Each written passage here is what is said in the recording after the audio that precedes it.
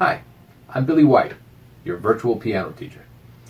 In today's video for intermediate to advanced pianists, we're going to look at 3 ways to make your chord voicings stand out from the average pianist. You might be surprised, but little tweaks in your voicings can have a huge effect on the overall feeling of the music, the vibe of the band, and even of the environment where the music is happening. We're going to take a look at 3 techniques that are going to make your voicing sound way more interesting, hip, and modern while still supporting everything else that's going on around you. Now, before we begin, make sure that your device is near your piano so you can hear me, and also so you can pause me whenever you need to. In fact, while you're getting set up, you can do that right now, and I'll be here waiting when you come back. Ready to go? All right, here we go. Hello everyone. Let's talk a little bit about voicings today, because that's one of the most important ways that you can distinguish your voice on the piano. I'm going to assume that you're already familiar with the Bill Evans voicings, even though I don't know why they're called that, because he didn't invent them. Those are also called drop 3 and drop 7. The 3 techniques we're going to talk about just briefly as an overview. Maybe I'll do an in-depth video on one or more of them if requested. We're going to look at upper structures, clusters, and extensions and alterations. So, let's start with upper structures. The idea of an upper structure is that on top of a standard voicing, you place a structure, usually 1-5-1 is the most common, and that lets you really punch through, thicken the chord, and reinforce some harmonics which make it interesting. By the way, I recommend learning about the overtone series if you want to know the real roots of sound and music. It doesn't sound great over the root. Actually it does if you use a 6th chord. Not if you use a 7, major 7, because you get this kind of ugly rub. But if you use a 6, it works. If you want to hear some examples of this, Herbie Hancock on 7 Steps to Heaven uses this a lot. So 1-5-1 is common. You can of course go 5-1-5. Now we've got 9-5-9, which is a little less usual, but still sounds fine.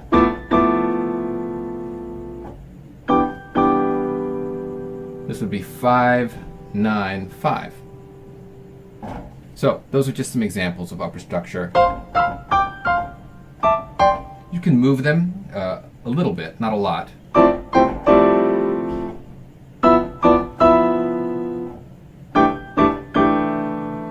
For example, but they really work great for comping, especially if you're sparse.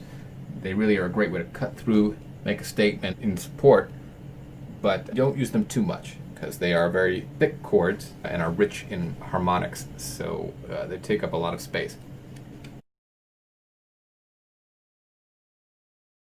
Let's talk a little bit about clusters. The idea with clusters is that you have some notes, usually 3 or more, but sometimes just 2, which are separated only by a step. And we should also just say something about extensions because we're going to start using them. Basically, if you see 7th or minor 7th or major 7th, you can assume that a 9th is implied, pretty much.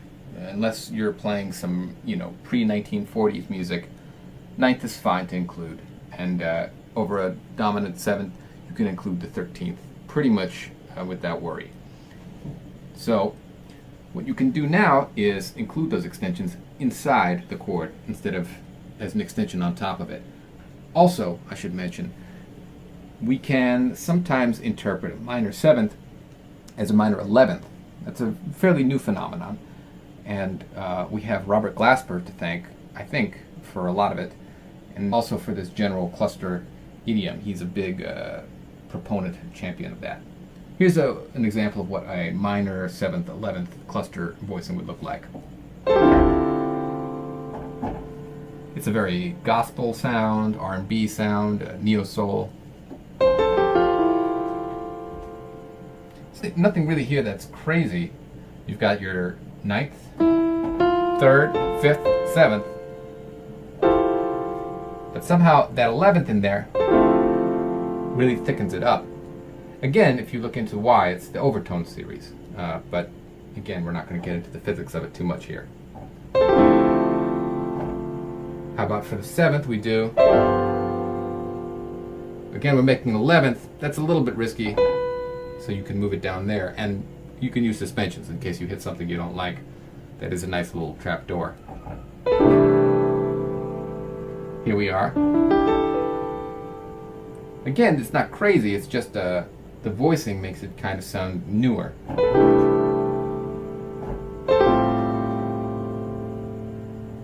We're going to talk about the role of this note in a second. There's our minor in 11th.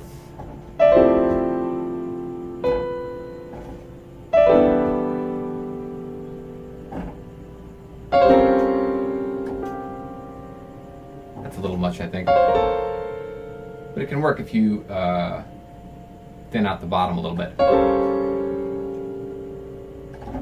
And once you get the hang of it, you can really start to open it up and create mini clusters. And this is where you can really get a unique sound.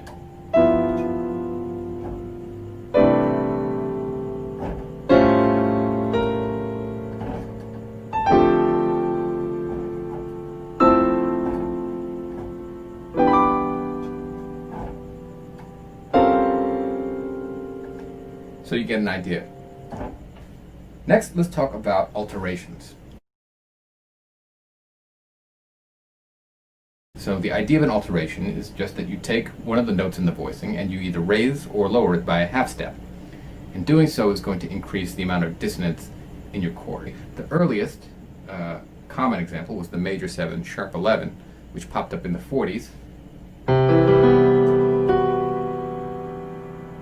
Bud Powell used it all the time in El Poco Loco.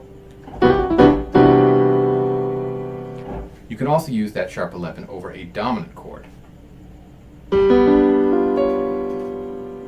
which also was definitely popular in the 40s in the bop era.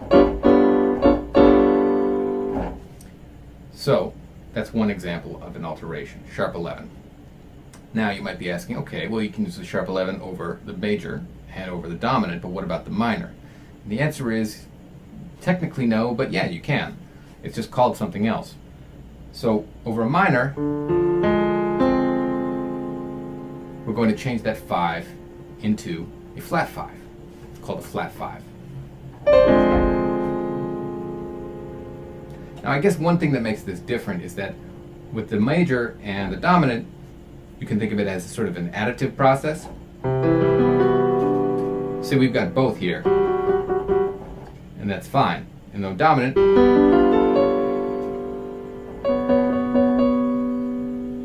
and our sharp 11, and they're fine next to each other. But with the minor 7th, it does not work out so well. You kind of have to change both.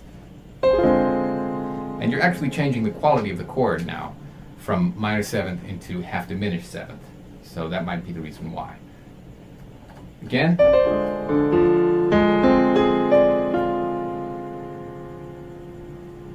Now, usually the flat 5 is followed by the flat 9 in the dominant chord. You can just basically leave that note there.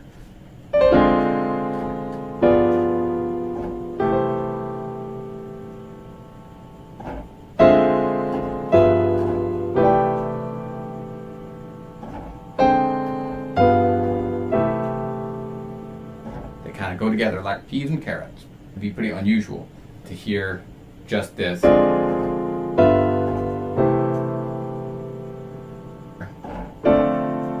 flat 9 can be used on its own. And that does characterize a certain era of Tin Pan Alley, I guess around the As Time Goes By era. Let's talk now about the last alteration we're going to talk about, which is the flat 6th. And this is slightly more advanced. Here's my minor 11th. And there's my flat 6. It has this nice voice leading to the 9th. And here it is again.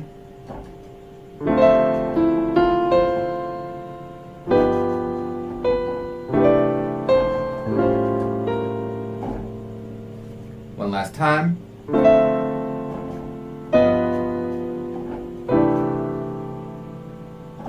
So, the cool thing is that these tricks can be mixed and matched. Upper structures, clusters, and alterations. Although clusters is a little bit harder to work in, but not impossible. So here is, for example, a clustered minor 11th, going to a flat 6th, little cluster here, with a sharp 11. Flat 9. Let's use the flat 5.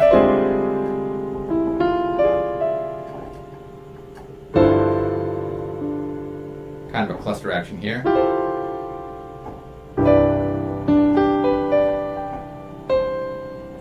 Let's use a flat 6th and a sharp 11. Check that out. That's actually really better understood as E flat major over A7, but we're not going to go into polytonality today, even though we're kind of already using it.